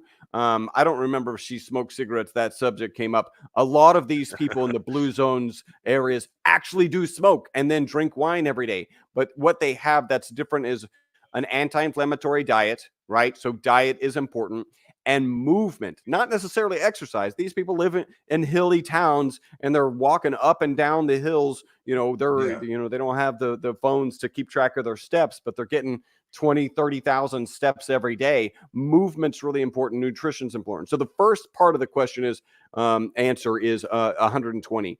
I think the next part is, I think ultimately we're going to cross what's called the terminal velocity of aging. And what that is, you think of it like when you're in a parachute. If you don't have a parachute, eventually you reach a terminal velocity, right? That's where the air pressure matches the force of gravity. So in the case of the terminal velocity of aging, every day that passes, the medical community can extend life by more than one day, right? And what that means is there'll be one last person who dies of aging, right? Who dies because of aging. It will suck to be that person. And well, actually, he won't know, right? Like he's not going to know that he was the last. But I want to be the person just behind him who actually lives. Now, here's a little bit more evidence to support that we're going to be able to do this. In 1950, medical information doubled every 50 years. Today, just take a guess. How quickly does medical Every information 50 double? seconds? Like 70 right now. We'll get there. It's 73 days. I would have thought quicker than that. I mean, but when it's accepted, because people are working feverishly all day long on science stuff now, but it's always a matter of which science. Science has come under attack, and maybe it always was a battle of having to prove your thesis and all that stuff. But it seems like there are lots of new breakthroughs, but are we willing to accept them as fact and then prove them wrong?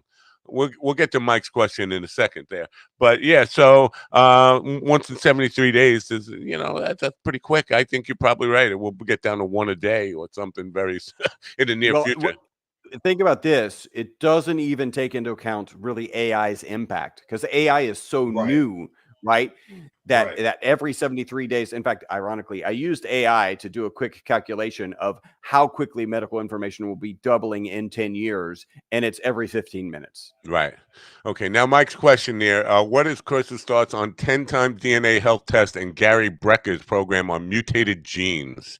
Yeah, so I actually literally saw Gary Brecka speak this last weekend. I was at a biohacker expo in Miami. Amazing. He's an amazing speaker, an amazing individual. I'm not familiar with his specific test. I've actually, from my longevity summit, I interviewed a number of people whose focus is testing. And this is interesting. You're like, so we are like, oh, genetic testing. That's interesting. I could find some stuff that I probably don't want to know. And then I could find, my heritage, which would be interesting. But you can actually find things in your DNA that might surprise you. Like we're aware of the macros that we eat nutritionally, right? Carbs, fats, and proteins. Well, different genetic markers will indicate hey, you manage carbs better than you manage protein. Right. Or you manage proteins better than you manage carbs. So it can steer you in the right direction of the right nutrition for you. Right. So I'm already actually doing that test. I'll probably come back to Gary Brecka's test because I'd like to understand. I mean, that's one of my jobs now is I actually have a finger prick on my middle finger because I gave blood at a how many people go and give blood at a conference, right? So I'm giving blood at a conference so that they can give me some information about my mitochondria. Well, actually, at the Blade conference for Marvel Comics, there was a lot of donors there. GD, did you write down your question before when I interrupted and gave Willie the shot? No, I didn't write that question down. I wrote down something else that I thought of for comedy. I want to share something with GD because he's there, right, with the laser with his cat playing with his pussy. I had to throw it out there. And we actually have a dog and a cat product, and I love to rub this in. We sell so much more dog product than cat product. It's like cat owners, and I'm not saying this is true of you. Maybe it is. Maybe 9 lives is enough. Like, you know what? I don't want my cat to live longer. 9's good. So, but my dog, they all want their dogs to be healthier and live longer.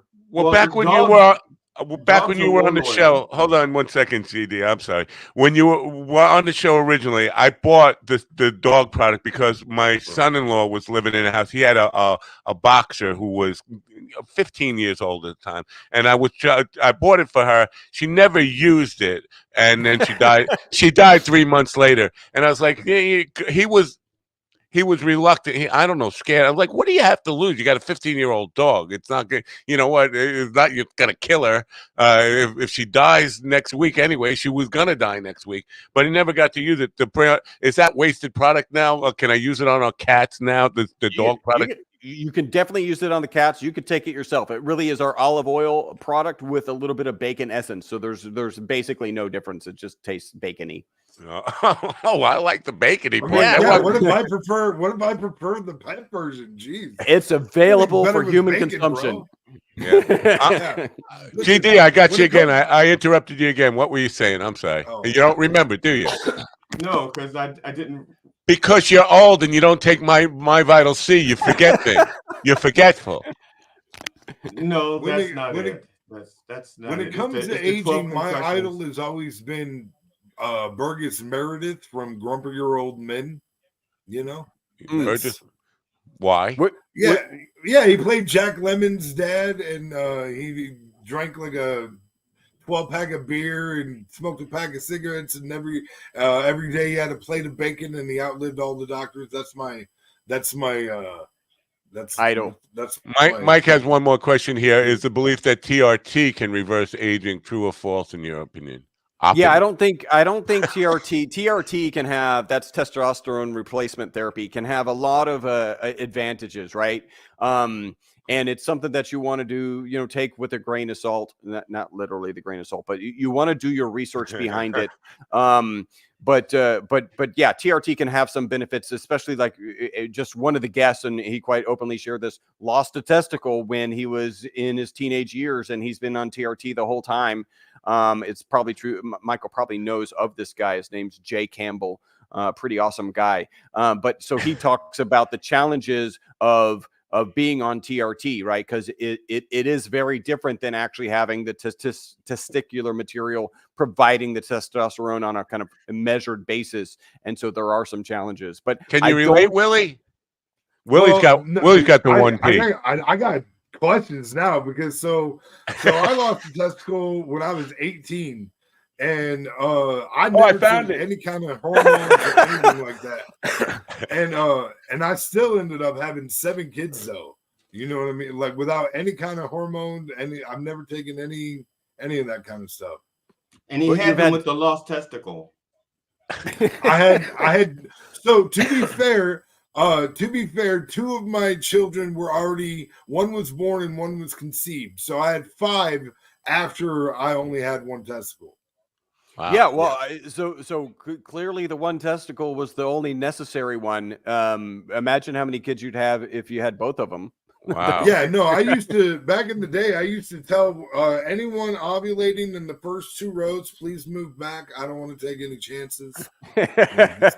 So this brings up a an interesting. I don't know how much you can claim about this stuff, but or actually be accurate about when you make. But for men, a big part of the anti-aging thing is this whole. We spend so much money on Viagra, Cialis, and all that stuff, and the vital part is what men are real in my vital see is what men are mostly at. Men and women have different reasons for wanting this kind of stuff. Is any kind of experimental data on the improvement of men's sexual virility? Yeah, so no data.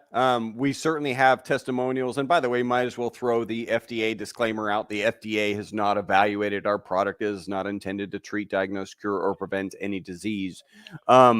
We definitely have some testimonials. Some of them are rock solid, and others aren't. Yeah. Uh, Does that aggravate you when they're not rock solid? Does that aggravate When the you? testimonials are not rock solid. Well, Yeah. when the vitality testimonials are not rock solid, I don't know what's happening.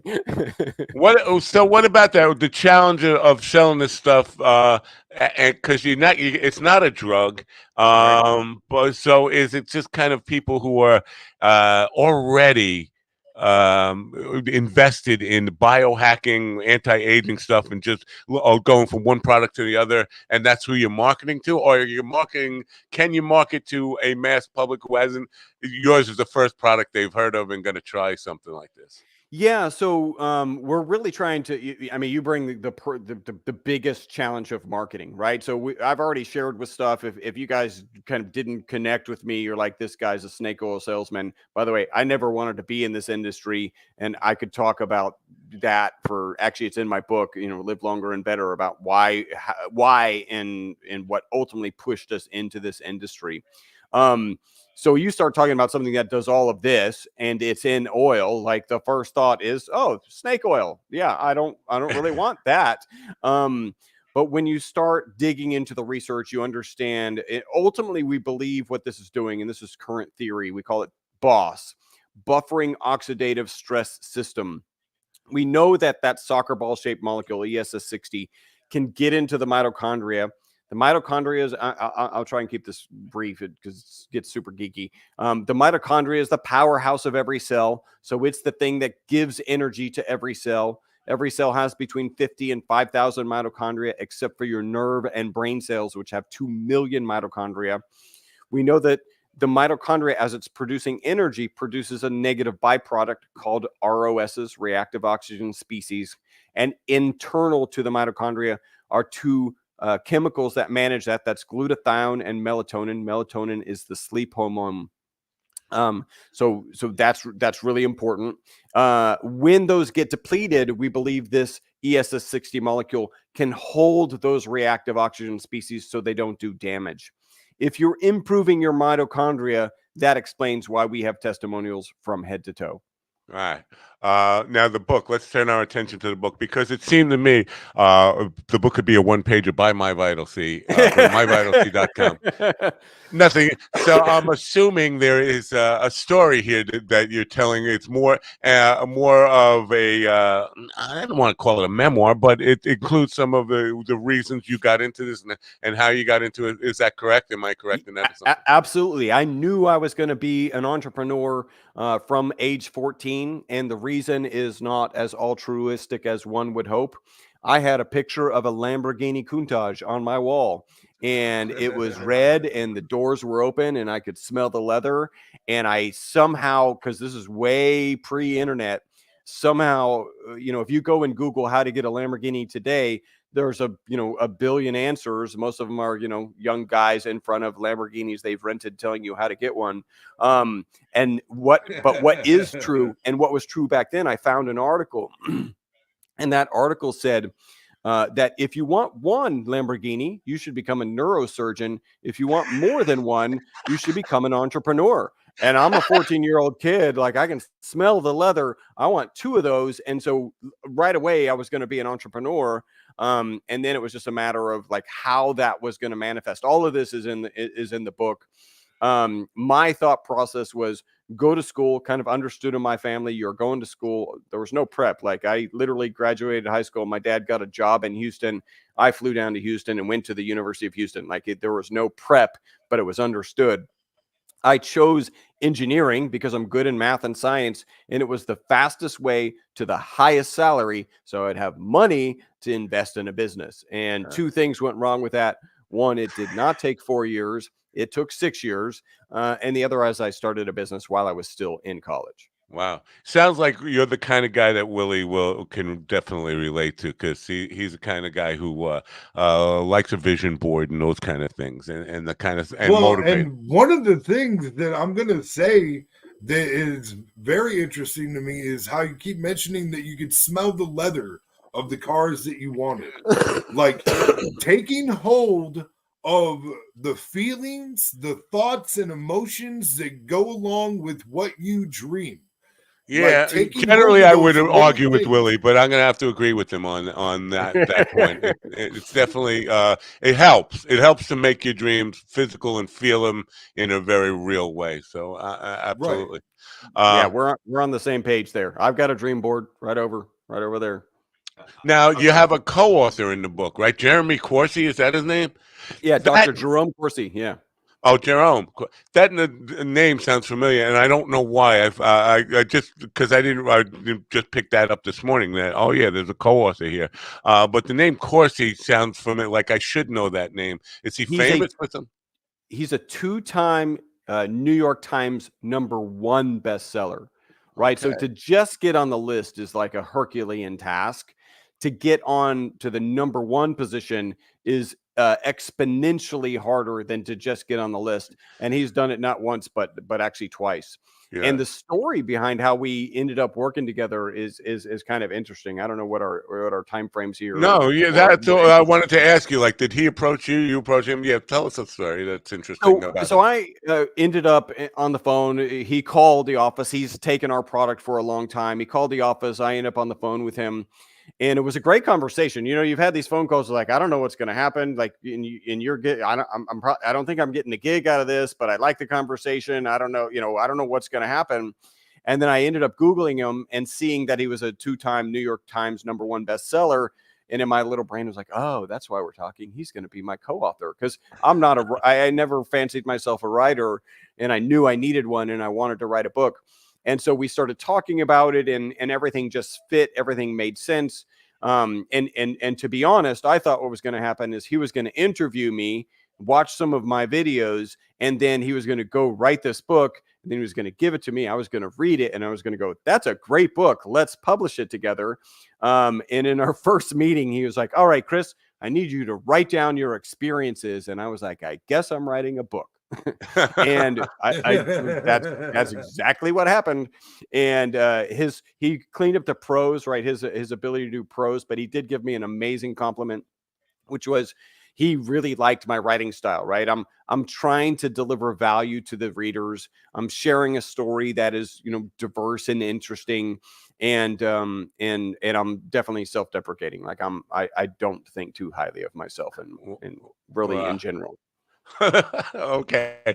Now, what's more frustrating, launching a product from start, or learning the publishing world? Well, actually, you had a 2-time bestseller in your corner, but still, it's a nightmare to get into publishing, isn't it? Or maybe not. Well, so I'll share. I was lucky that piece was easy because he already had the publisher, and we had a deal, right? No money, but it was going to get published right away. So that was pretty sweet. I'll tell you the hardest thing, and this caught me off guard, is I have recorded the audio version of the book. And reading the book, like doing the audio version for me, was the hardest part. It was so frustrating. Sure. I actually had the guy who was helping me record it took video of it, and I was hoping to use it. And then I asked him later, can we use any of this? And he's like, no, because anyone who watches this video is going to be like, why can't you read your own damn book? Like, this, why is it so hard to read your own damn book? because you miss up one word or you get intonation wrong, and then you got to redo the sentence, and then like it was rough. So And the for me, audiobook's out now? it is not out yet. No. Okay. We're GD experiences that all the time. Yeah. No, a lot of authors experience it, and that's why they hire voiceover artists to do it. I've never heard anybody say, "Why can't you read your own book?" But I've heard people say, it would be better in your own voice and all that kind of stuff." But you know what? I have no problem with people because my wife has been watching some streaming stuff, and there is a guy whose voice is just like it's got that Morgan Freeman quality. Like, if I ever die, I want this guy to do my life story audio book. Right. If I ever die, because my vital C. Probably, as most people know, I'm probably going to live to 140 at least. So that guy could be dead by the time I expire, or I might not ever expire. But now, biohacking and longevity. I don't know the difference because when I hear biohacking, I think people trying to find a way to live longer. What is the difference between biohacking and longevity? Well, so biohacking is born, as I mentioned, out of Dave Asprey's mind. He was in computer. He was also in investment, and he really started. He had a lot of physical challenges, right? He was particularly overweight. He said at one point his testosterone was lower than his mother's, and so like these are like I was like that hurts a little just to hear that. No, that's gotta suck. Yeah, that's not the right. He's got to get into stand-up comedy. Yeah. That line alone, that broke me up. And so he out of the computer hacking world and this kind of need to hack his own biology kind of created this movement. Although a lot of people were certainly created the phrase. A lot of people were hacking. I think what biohackers do that's different than longevity. There's a lot of crossover. Is how do I optimize myself for today? And you guys have probably seen that Brian guy who's spending $2 million a year trying to hack his body. In the long run, it would be hard to conceive of a situation where you're optimizing your body today and it's not positively impacting your longevity, right? Like that I don't see how that would happen. But they really are. They coincide, you would think. Yeah. You really have to. And it's kind of like with our product, which is, we hang our hat on research associated with longevity, right? The rats live 90% longer. To not see other benefits would be very surprising. Right. But one thing, as an example, you talked about kind of wishing that your brain was working like a 45-year-old.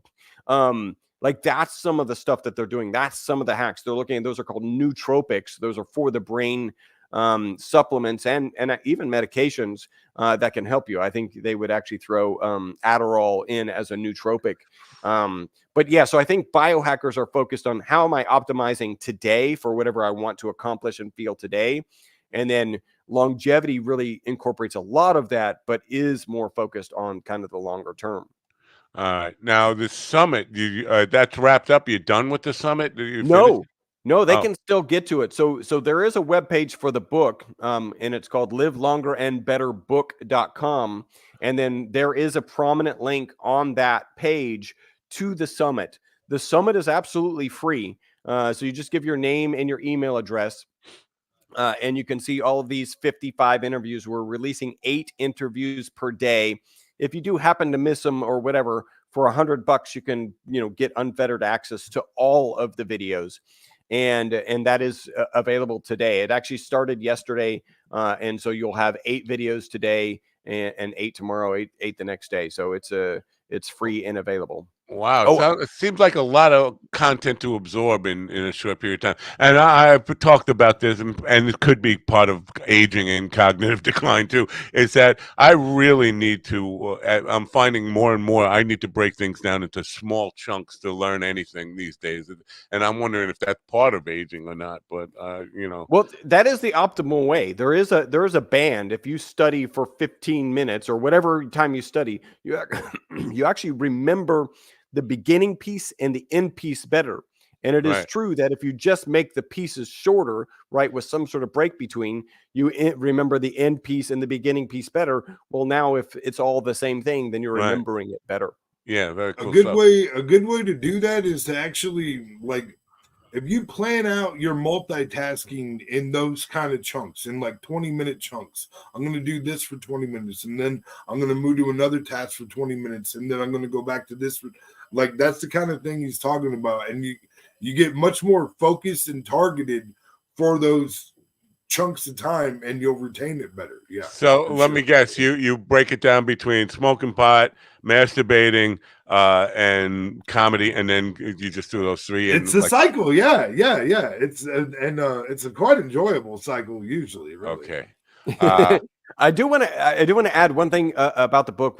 I incorporated a charity aspect of it, which is beautiful. pretty exciting. So the book is $20. It's available on Amazon. If you go to that link, it's also available on our website, and the links is scrolling across the screen there. And it's $20 on our website. On our website, you can purchase a signed copy. It's like $10 for me to sign it, $15 for both Jerome and I to sign it. 100% of that signing fee goes to OUR, Operation Underground Railroad. You guys may remember the movie The Sound of Freedom, Yeah. kind of managing Yeah. child sex trafficking. I happened to see that guy speak at an event right before the movie came out. The movie is obviously an emotional movie, and obviously, like, stopping child sex trafficking is high on everybody's list. And so 100% of the signature fee goes to Operation Underground Railroad. Very cool, and Very thanks cool. for doing That's that. awesome, man. Good stuff. Now, before I let you go, because limiting factors, like things that we may not think of that might work against all this idea of have you come up with any data in that area of like limiting factors, things that Yeah. obviously smoking is in beyond the obvious ones. So one of the things going into this summit, I was like, I'm looking for that silver bullet, right? That, hey, hopefully you just swallow it and then you live longer, right? Like that would be, didn't find that specifically.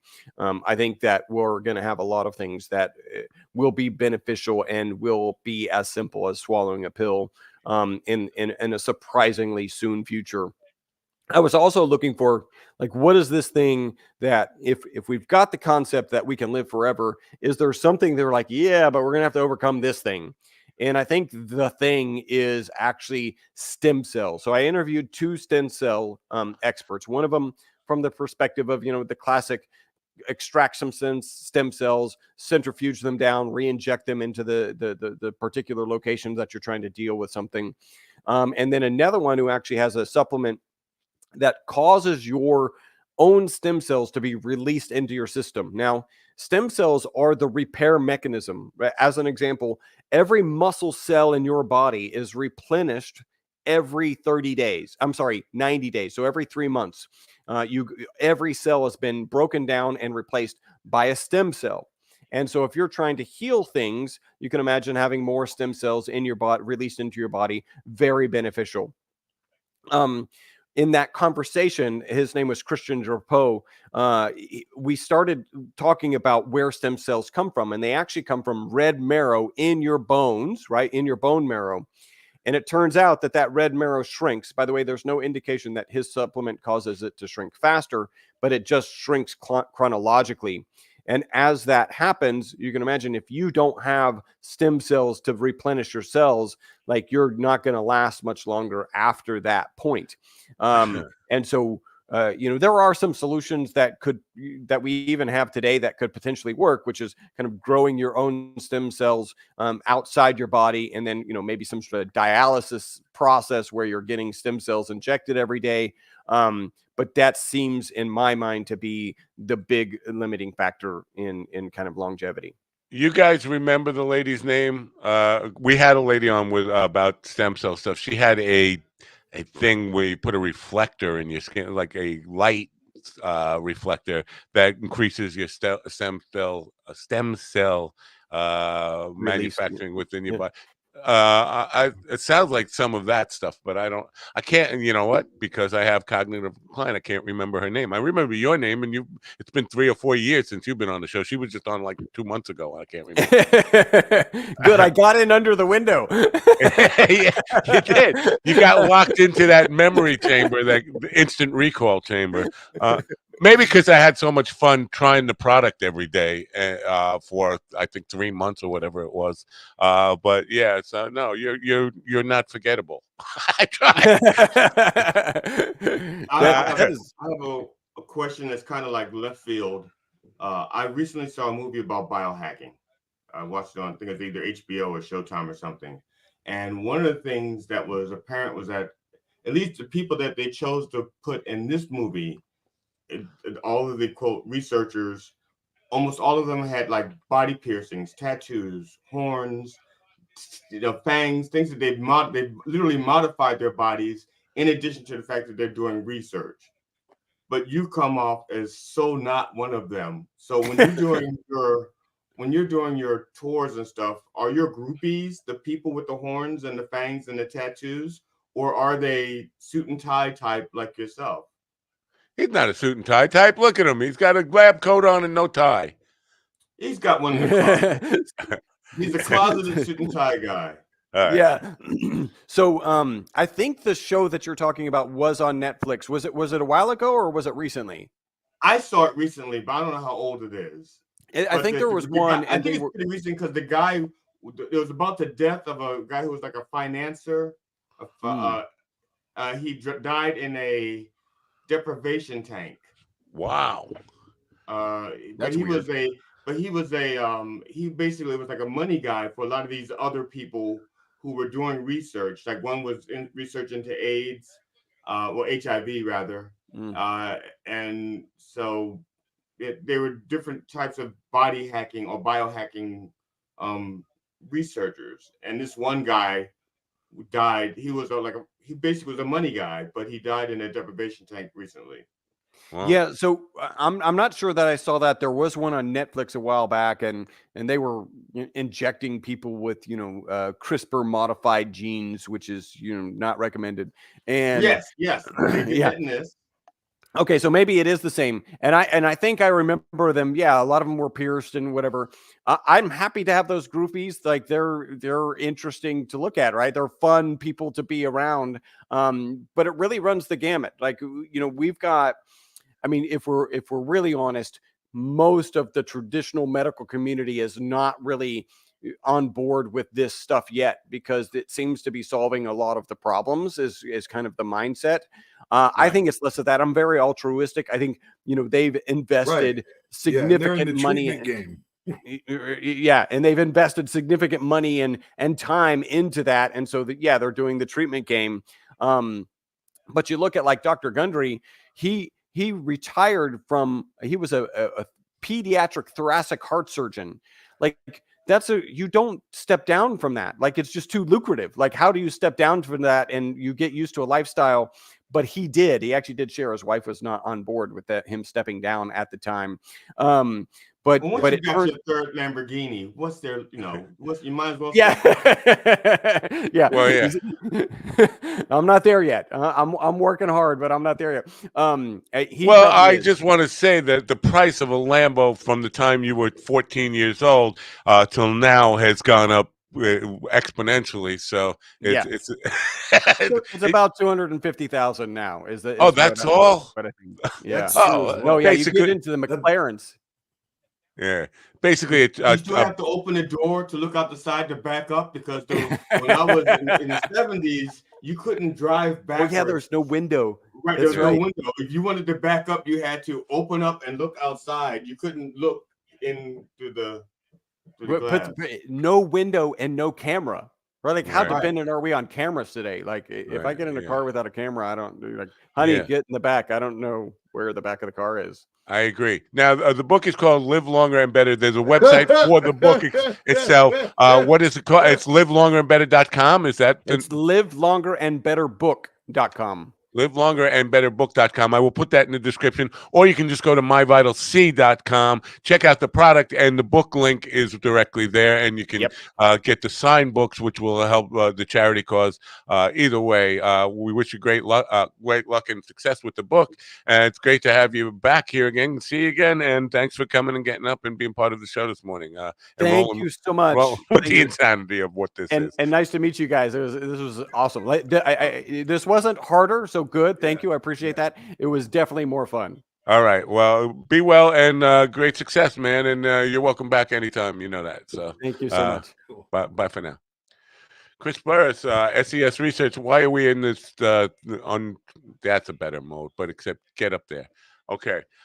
Good show. You know what? I thought this might be Trainwreck Tuesday. We'll probably have some other kind of wreck Wednesday. I'm expecting a wreck to come any day now. Just to have that feeling. Well, you have this thing about looking for erections. So yeah. I am looking for a erection. Yeah. Yes. Well, tomorrow we have a couple of comics on. Today was not going to be a Lord and his Lady. That's going to be a fabulous time tonight. Is that? What now? You got to start writing your own description and putting this stuff. Did you see the description I wrote in there for the show tonight? No, you didn't even see the description I wrote in there. No, so you got to write your own description. Both you guys got to start. How do I don't even know how. Teach yourself. Yeah, I didn't know how until somebody taught me. Until I taught myself. You gotta give us a crash course or something. I don't know. What do you? I didn't get no crash course. I just. Is there a tutorial? You just figure out how to do it. When you go to the page, when you log into StreamYard, it says create show. Now you don't have to do it today because I created the show for you tomorrow night or for tonight. But it says create show. You just go follow the steps. You put in your title, your description. Now the description I put is probably not going to serve you. Let me see what the description I have in here is for you. Let me see. I just want to see this. Maybe I just go to Lord and Lady on Facebook and check it out, right? Lord. It's not a good one, not a good description, because I don't know what the hell you're going to talk about. This is why you have to do it for yourself. You guys are dependent on me like I'm your daddy. I'm not your daddy, damn it. You got that? Let's see what it says here. No, that's Danica's karaoke thing. Lord and his Lady, and the description says, doesn't have the description here. Something about Willie. Willie confesses to the Lindbergh kidnapping or something like that. That's the description. Willie confesses to the Lindbergh baby kidnapping. Okay, great. Or something like that. Scott, I don't know what you're going to talk about. You want to tell the people what you're going to talk about? Well, I am going to go more into my history and stuff. So yeah, so the Lindbergh baby kidnapping. No. Well, yeah. So you guys got to start doing your own show stuff because I'm tired of doing it. I'm tired of doing all the work around here. I got enough to do. You know, this is an 18-hour a day job. For you guys, you just show up. Yeah. You just walk in, you walk out. I'm gonna have a smoke. I don't care. I'll go back to. I'm taking a nap or whatever you do. Meanwhile, the old man is suffering and slaving along here, trying to keep this boat floating. And you guys are just having a good time, partying along, taking your drugs, taking your whatever you do. Yeah, but deviant behaviors that you do all day long. And I'm here slaving and working away to try and make this a better place. You feel? Are you out of the marijuana? Is that part of the problem? No. I have not. I'm not smoking marijuana. I can't smoke anymore. I have edibles. But snorting it? It sounds like you're snorting it. No, I'm not. I'm not doing anything. I can't. Worst delivery system. Like you. Wait, pizza delivery man. I think we live by pranking pizza. He's like obsessed with this pizza stuff. See, I told you so. It's an obsession. It's an obsession. Yes. Yes. When did you tell me that? The other day when you told me it wasn't. I told you it wasn't. You said You said there was somebody else. That there's somebody else doing it also. I thought it was just him doing it. I think he's having cognitive decline as well. We're all going through it. together. We're going through it all together. I may be on a rebound. My brain was really, really in a wreck after I had like 12. I had 12 concussions, and so I lost a lot of my math skills, and they're starting to come back. I used to be able to do a lot of math in my brain without the use of calculators and paper and pen. All And right. Well, then you know what? yes. Maybe I should send you some My Vital C and see if it improves your cognitive ability at all. I'm going to take this out of the link there. My Vital C. You want to go there, by the way, and check out the product. Now, Ian brought up this question. I didn't ask Chris because it seemed like totally out of left field. All this shit goes against God. I don't even think Ian is a religious person at all. Which God? Which God? Right? Thor. It doesn't go against Thor because Thor enhanced himself with a hammer. Are they all atheists? I don't think they are all atheists. You know that freedom. The Sound of Freedom thing was a very Christian movie. So I don't know. I don't think they're all atheists. Anyway, I didn't want to bother them with that kind of question. I don't know why. I'm sorry about that. I feel bad about that. If I talk to them again, I'll ask them if they're all atheists. I don't think they are. Anyway, coming back to the pot thing. I have edibles, but they taste terrible. They are the worst brand of edibles. Whatever this is, let me see what it is. I want to tell people not to get this, whatever it is. It's called Better Delta Spectrum 9 gummies. Now, do you have to chew them then? If they're that bad, can you just swallow them whole? Well, that way you don't have to taste them? I think I can. I'm hoping I can dissolve them into something. You know what I mean? Like chop them up really big, put them in the coffee and melt them down so it just goes down like the olive oil in My Vital C. Can you put it on like foil and like maybe light a match under it till it drips, till it melts, and then maybe shoot it in your vein? Perhaps. But now, you know what's intriguing about the My Vital C thing, which they did not have when I was on it, was the bacon. I would, if it tastes like bacon, I'm all for love bacon. bacon. Yeah, that bacon strip thing. Bacon strips. 6 degrees of bacon. Listen, if you can live forever and eat bacon. Like every kid's favorite commercial. Well, yeah. Of course, I don't eat pork, so I wouldn't do the bacon one. Yeah. I'd have to do the turkey bacon one. Bacon is not pork. Bacon is not pork. It's bacon. It's the difference. It's bacon. Yo, it's bacon. It's like ham. It's like ham, not pork. Bacon. Yeah, it's pork.